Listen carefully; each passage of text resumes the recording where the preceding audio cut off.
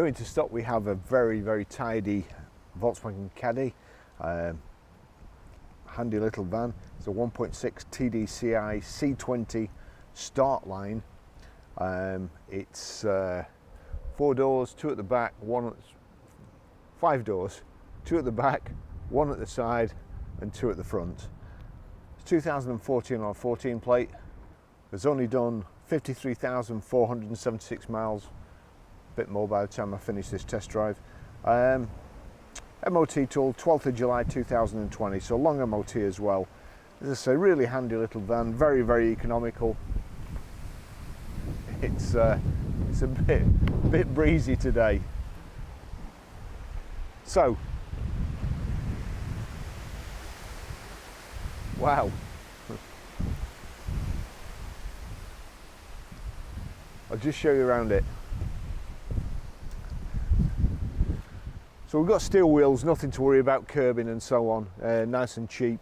We've got the side rubbing strip there, protect the doors and all along the side in car parks.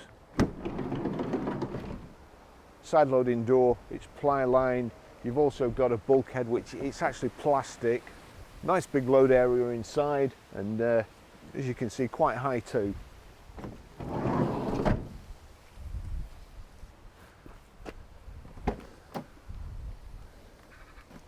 Twin rear doors, just a little catch down there, opens like so, 90 degrees.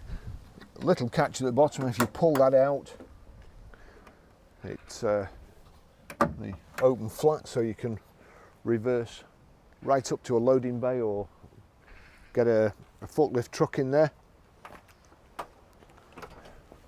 So plenty of room in there, and as you can see, the bulkhead at the back. I'll try and remember to cut a few little bits of video in to show you what it's like in the back, but fairly tidy. And I think, what are they, 60/30 rear doors, glass in the back, which is handy reversing and so on, but you've also got a rear wash wipe as well. I'll just take you for a ride in it.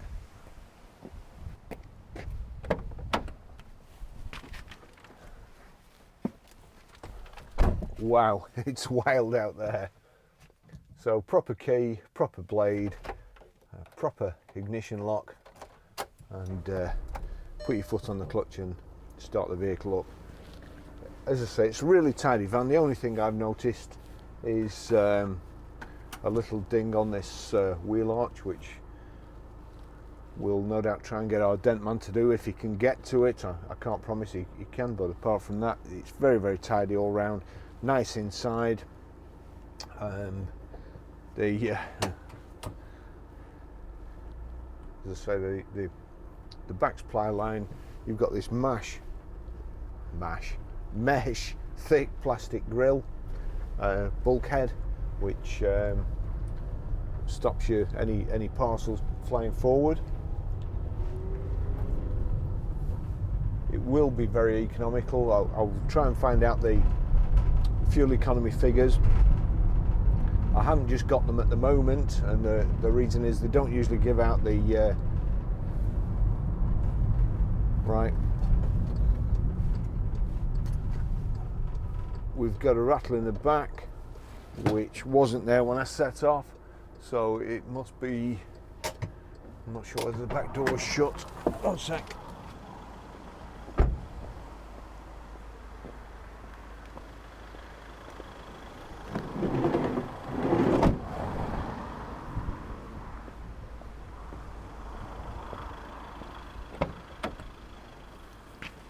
Not shut the back door properly. Pilot error, I'm afraid. So off we go again.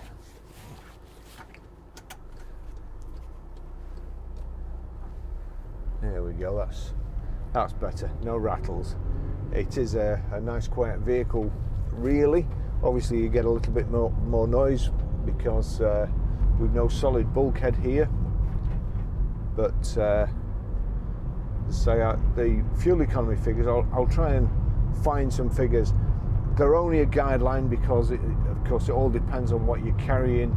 You could be carrying empty boxes, you could be carrying lumps of lead, and that's going to change your fuel economy quite dramatically. Nothing behind me here. Keep forgetting to do this.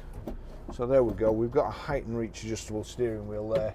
We've also got here, as Big Bertha, my cup. So you can get two of those. So two 20-ounce Starbucks venti lattes in the cup holders here, and nice to see that they're well away from the gear stick, so you're not knocking it with a gear stick or your fingers when you're driving. I'm using a Renault at the moment, and the cup holder there is right at the front there. The key holder's there, so when you've got a cup there, you can't get to the key holder, or you can't take it out, and it's also virtually falling over because there's not enough space. The only thing you could get in there is a flipping shot of espresso, and that's about it. But this is for typical workmen. So gearbox is great, clutch is great, big thick mats on the floor. So fairly tidy, well, very tidy inside really for a van. It's not had heavy use or dirty use, and I have a soft spot for vans. When I first started working in the motor trade, it was at weekends, and I lived in St Anne's, and the garage was in Whately-Dale, and I used to cycle, I think it's 18 miles from St Anne's to Whately-Dale, to then wash about 45 cars. Now in the winter, by the time I'd finished, bear in mind I was 12, as I say, my hands were blue, I was freezing, my feet were like blocks of ice, and I faced an 18-mile ride home. Then we had two vans. We had a Bedford HA, and I can't remember the other one, the big, like, well, we had a little Bedford van, and we had a big Bedford van the size of a Transit. Can't remember what it was called. Bedford CF and a HA, I think. And the owner of the business used to chuck my, rather than go home in a car, he obviously felt sorry for me. It was pitch black as well, usually snowing or throwing it down, and used to chuck my racing bike in the back of the van and set off home. And my earliest memories of vans really were being nice and warm, the heater on full, my bike in the back, and not having to ride 18 miles. So vans, very, very handy.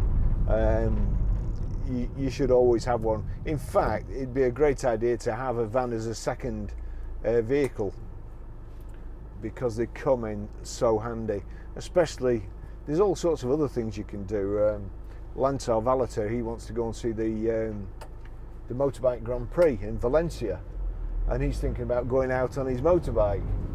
Well, I could sleep in the back of one of these. I'd go in the van and sleep in the back of the van. Saves you on hotels, and you can. They're just so versatile. Don't get me wrong. I prefer a Range Rover, but vans are handy. I'd chuck stuff in the back of here that I wouldn't in a Range Rover. And it's VW product as well. You know it's well built.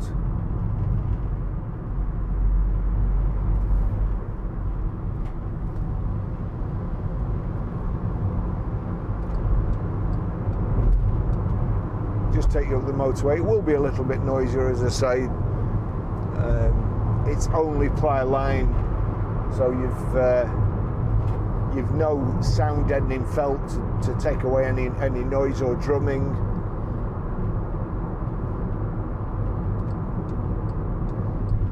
But I think if I was driving around in a van all day, then I would just put some extra soundproofing in the back, or a full bulkhead. The full bulkhead cuts it out, and then you've only got to heat this compartment. You're not heating all your cargo as well. But if you're going to I don't know if you're delivering parcels or just short journeys. This is absolutely ideal.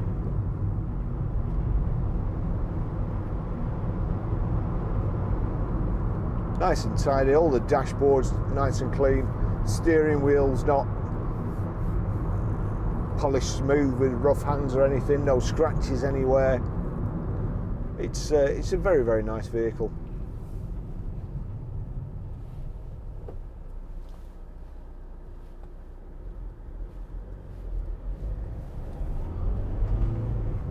I won't go too far today because there's no, in fact I'll go around here.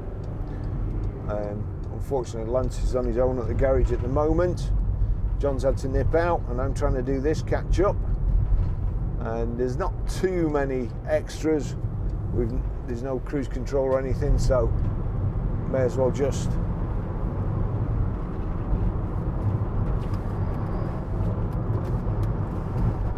yep, windows are good.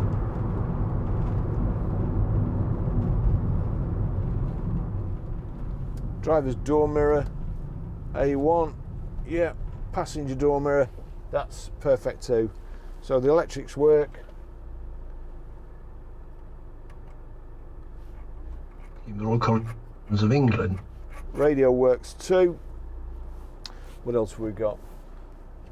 Everything a van driver needs is these places to put all your stuff on the dash. It won't go on the street. A guy there on the phone in his 18 plate BMW, one would assume that that's got hands-free, but he'd rather just drive all over the road on the phone.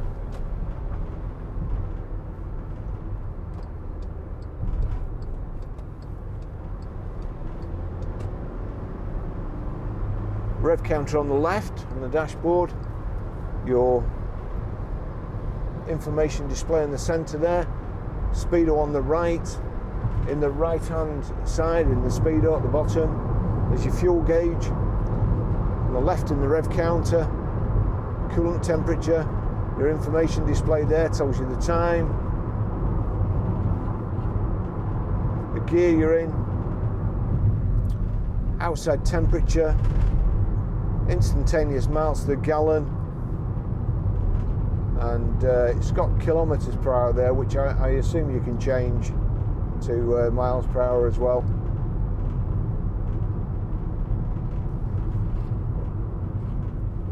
All in all, it's a very, very nice, tidy van, and good to drive too.